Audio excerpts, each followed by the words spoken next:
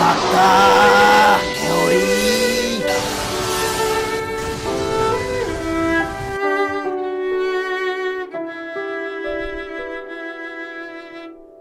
Halo teman-teman kos-kosan, gimana kabar kalian? Baik-baik saja kan? Karena manga Attack on Titan sebentar lagi akan tamat, jadi kemungkinan tidak akan ada penambahan Titan lagi di manga Attack on Titan. Yap, karakter paling akhir yang diketahui berubah menjadi Titan adalah Falco Gris. Setelahnya, Abdikos tidak yakin apakah Isayama masih akan memunculkan Titan baru atau hanya fokus ke kehancuran dan kematian. Namun menurut Abdikos sih, tidak akan ada lagi Titan baru, melainkan hanya akan ada Titan lama yang memodifikasi tubuhnya sendiri dalam bentuk baru. Di video kali ini, Abdikos akan membahas urutan semua Titan dari yang terkuat sampai yang terlemah. Yap, di sini Abdikos akan membahas sangat lengkap semua jenis Titan. Ingat, semua jenis Titan ya, mulai dari Shifter, Abnormal, sampai Wall Titan, dan bagaimana urutan kekuatan mereka berdasarkan peran mereka baik di anime maupun di manganya. Berikut urutan 27 Titan dari yang terlemah sampai yang terkuat. Yuk langsung aja kita check it bro.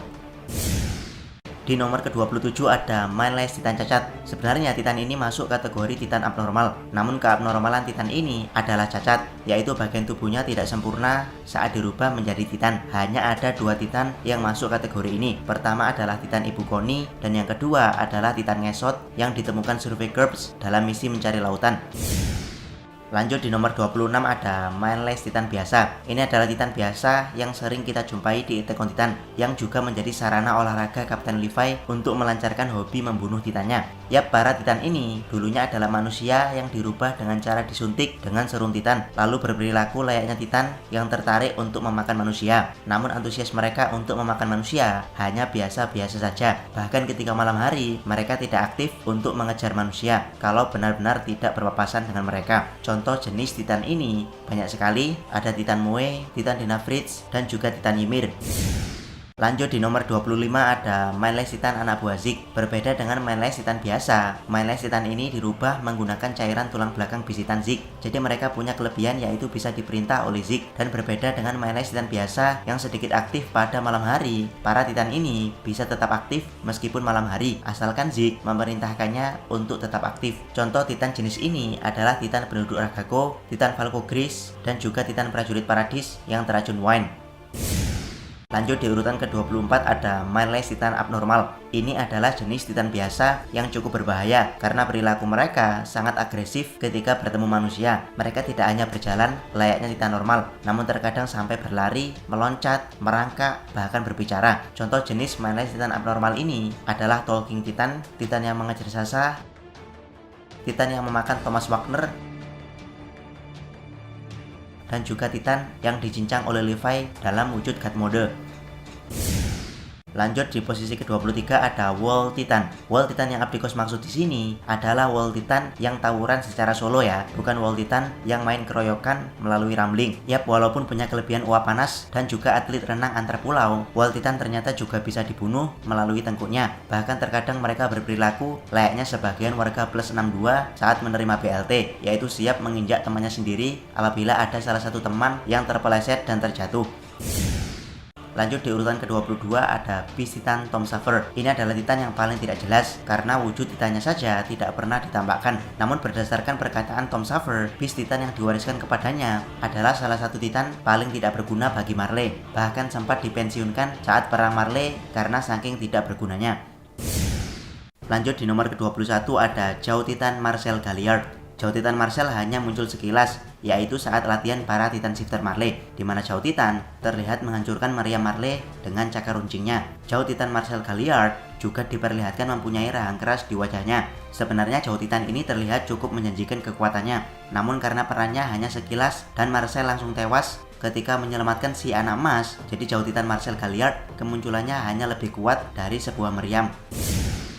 Lanjut di urutan ke-20 ada Jauh Titan Ymir. Berbeda dengan Jauh Titan Marcel Galliard, walaupun Jauh Titan Ymir tidak ditampakkan mampu menumbuhkan rahang dan cakar khas Jauh Titan Ymir diberi peran yang cukup epik, yaitu saat membasmi para Mindless Titan di Kastil Utgard. Di sana Jauh Titan Ymir mampu membantai hampir semua Titan yang mengancam prajurit baru Survey Corps. Lanjut di urutan ke-19 ada Jauh Titan Falco Gris. Jika Jauh Titan Ymir mampu membantai para Mindless Titan, Jauh Titan Falco Gris terlihat lebih kuat karena dia mampu membantai para prajurit Survey Corps terlatih yang sudah sangat-sangat berpengalaman dalam membunuh para Titan. Lanjut di posisi ke-18 ada card Titan Big Fingers. Walaupun seorang Titan Shifter, tapi card Titan ini lebih bersifat sebagai Titan Support. Jadi dia sangat lemah dalam hal penyerangan. Namun dalam hal support seperti membawa senjata perang atau menyusup serta memporak-porandakan area musuh, card Titan adalah jagonya. Dia bahkan punya kelebihan untuk tetap berada pada wujud Titannya dalam jangka waktu yang sangat lama. Lanjut di posisi ke-17 ada Founding Titan Frida Reyes. Sebenarnya Founding Titan Frida Reyes lumayan kuat karena mempunyai kekuatan untuk menghapus ingatan. Namun sayang, Frida bukanlah tipe petarung karena memang sejak lama keluarga Reyes hidup dalam kedamaian. Jadi saat dia dalam wujud Titannya, dia dengan mudah bisa dibantai oleh Titan Grisha Yeager. Lanjut di posisi ke-16 ada Attack Titan Grisha Yeager. Walaupun hanya Attack Titan, tapi Attack Titan Grisha Yeager terbukti mampu mengalahkan Founding Titan Frida Reyes, bahkan mengambil paksa kekuatan Titannya. Ya walaupun setelah mengambil kekuatan Founding Titan, kekuatan tersebut terkesan muspro karena tidak bisa digunakan. Lanjut di posisi ke-15 ada Attack Titan Eren Kruger. Attack Titan Eren Kruger pernah ditampakkan menghancurkan kapal perang Marley seorang diri serta membantai semua prajurit Marley yang ada di sana. Namun saat itu, Attack Titan Eren Kruger sudah tidak di kondisi primanya alias di batas waktu maksimalnya. Jadi kekuatan sebenarnya tidak begitu tampak. Lanjut di posisi ke-14 ada Female Titan Annie. Female Titan Annie diperlihatkan cukup kuat untuk membantai para prajurit Survey Corps terlatih yaitu Squad Levi di hutan pohon raksasa. Bahkan awalnya berhasil mempecundangi Attack Titan Eren. Namun pada akhirnya Female Titan berhasil ditundukkan oleh Levi yang marah karena anak buahnya tewas dibantai. Lanjut di posisi ke-13 ada Attack Titan versi normal. Attack Titan normal yang Abdikos maksud di sini adalah Attack Titan yang belum menguasai kekuatan Hardening dan juga Warhammer. Karena bercampur dengan emosi Eren yang ingin membunuh seluruh Titan, Attack Titan normal pernah masuk dalam mode Berserk di mana tubuhnya mengeluarkan uap panas dan seakan-akan menjadi Malice Titan abnormal yang menyerang secara brutal. Attack Titan dalam wujud ini sukses membantai Female Titan Annie. Lanjut di posisi ke-12 ada Founding Titan Uri Reyes. Walaupun belum pernah ditampakkan kekuatan dia yang sebenarnya, namun Founding Titan Uri Reyes pernah ditampakkan bertarung dengan Kenny Ackerman muda, yang mana saat itu Kenny masih sangat kejam karena dendam semua anggota klannya dipersekusi oleh Raja dalam Dinding. Namun ya, Founding Titan Uri Reyes berhasil mengalahkan Kenny Ackerman muda.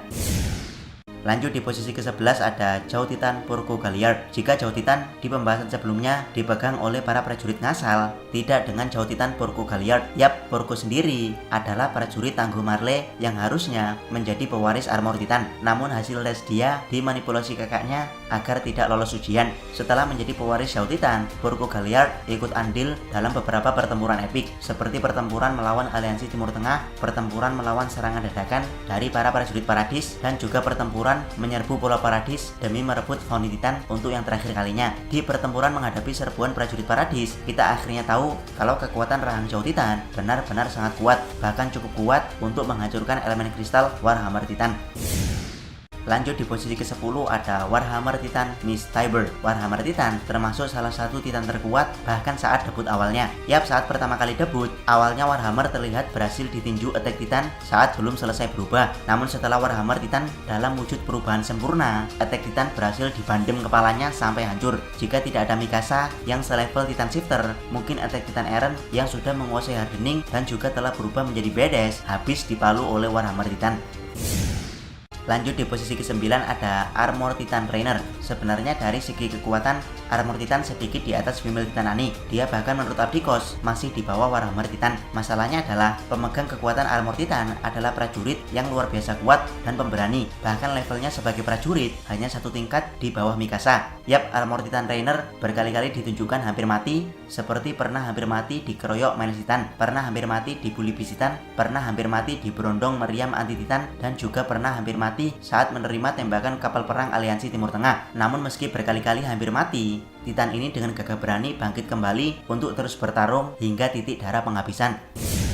Lanjut di posisi ke-8 ada Beast Titan Zeke. Ini adalah salah satu Titan terkuat Marley, bahkan berkali-kali menjadi senjata klimaks dalam perang Marley dengan kemampuan lemparan yang luar biasa dahsyat dan juga kemampuan spesial untuk merubah manusia menjadi Titan yang mampu dia perintah. Tidak salah kalau Beast Titan Zeke adalah salah satu Titan terkuat Marley yang sangat diandalkan saat perang. Lanjut di posisi ketujuh ada Miles Titan Road Race. Abdiko sebenarnya bingung menempatkan Titan ini di posisi mana. Dari segi kecerdasan, Titan Road Race tidak ada bedanya dengan Titan abnormal yang tertarik untuk memakan manusia dan mudah sekali untuk dikalahkan. Tapi dari segi kekuatan, Titan Road Race adalah bencana alam yang sangat nyata. Semua wilayah yang dia lewati akan hangus terbakar. Yap, Road Race mendapatkan kekuatan Titan bencana ini setelah meminum serum Saikyo no Kyojin alias Titan terkuat secara tidak wajar. Tidak bisa dibayangkan andaikan Road Race menyuntikkan serum Titan tersebut secara wajar. Mungkin wujud Titannya akan super raksasa namun berjalan normal, bahkan berlari cepat layaknya Miles Titan yang bertemu manusia. Tentu ini akan menjadi bencana yang lebih berbahaya bagi Paradis. Lanjut di posisi ke-6 ada Colossal Titan Bertholdt, satu-satunya wujud Titan yang oleh Marley keberadaannya disamakan dengan dewa penghancur. Yap, Colossal Titan Bertholdt adalah bom atom berjalan bagi umat manusia. Layaknya Titan Road Race, Colossal Titan mampu mengeluarkan uap panas yang cukup untuk membakar area di sekitarnya. Yang paling berbahaya dari Colossal Titan adalah ledakan saat dia berubah. Bertholdt sendiri mampu menghancurkan wilayah dalam distrik Shiganshina secara masif saat dia berubah menjadi Titan. Lanjut di posisi kelima ada Colossal Titan Armin. Sebenarnya baik Armin ataupun Bertholdt keduanya sama-sama berbahaya. Tapi Bertholdt bisa dikalahkan karena dia kalah cerdas oleh Armin. Yap, Bertholdt bukan hanya kalah dalam menaklukkan hati wanita, tapi juga kalah dalam efektivitas penggunaan Colossal Titan jika dibandingkan Armin. Jika attack Titan Eren Kruger mampu menghancurkan kapal perang sendirian, maka di tangan Armin, Colossal Titan mampu menghancurkan beberapa kapal perang di pelabuhan Marley sendirian. Armin mampu memanfaatkan kekuatan Colossal Titan secara lebih efektif karena dia mampu menghitung daya hancur ledakannya. Sehingga ketika Armin selesai meledakkan pelabuhan Marley, dia bisa berjalan santuy tanpa ada kapal perang lagi yang mengancamnya dalam wujud Colossal Titan. Lanjut di posisi keempat ada Mini Founding Attack Titan Eren. Ini adalah attack Titan yang sudah berpengalaman melihat gambaran masa depan, mendapatkan kekuatan hardening dan juga mendapatkan kekuatan Warhammer. Jadi sebut saja ini sebagai Mini Founding Attack Titan, yaitu Founding Titan yang masih terjebak dalam wujud attack Titan. Titan ini benar-benar luar biasa kuat, sampai-sampai armor Titan dan Jaw Titan tidak berkutik di hadapannya karena dilawan balik secara brutal oleh Eren dengan kekuatan Warhammer yang tiba-tiba memunculkan puluhan tombak runcing di sekitar wujud Titannya. Lanjut di posisi ketiga ada Founding Titan Ymir Fritz. Ini adalah Titan pertama dalam sejarah umat manusia, di mana Ymir yang disiksa oleh nenek moyang Eldia bangsat terperosok ke dalam gua di bawah pohon misterius, dan di sanalah Ymir mendapatkan kekuatan Titan pertamanya. Setelah mendapatkan kekuatan Titan, Ymir menjadi senjata perang utama kaum Eldia kuno, yang mana dengan bantuan kekuatan Titan Ymir, Eldia kuno hampir tidak pernah kalah dalam peperangan. Perlahan tapi pasti, Eldia kuno menjadi negara superpower berkat kekuatan Founding Titan Ymir. Lanjut di posisi kedua ada Founding Titan Calfritz. Ini adalah Founding Titan di era modern yang kekuatan Titannya setara dewa bagi para penduduk Paradis. Yap, dengan kekuatan Founding Titannya, Calfritz menciptakan 3 dinding dari ratusan ribu Titan yang dikeraskan. Dia juga berhasil menghapus semua ingatan subjek Ymir yang ikut bersamanya pindah ke Paradis kecuali Ackerman. Bahkan saking kuatnya Founding Titan Raja Calfritz, ancamannya saja mampu membuat Marley tidak berani menyentuh Pulau Paradis selama lebih dari 100 tahun. Setidaknya sampai Marley menemukan teknologi yang dirasa cukup kuat untuk membumi hanguskan Pulau Paradis.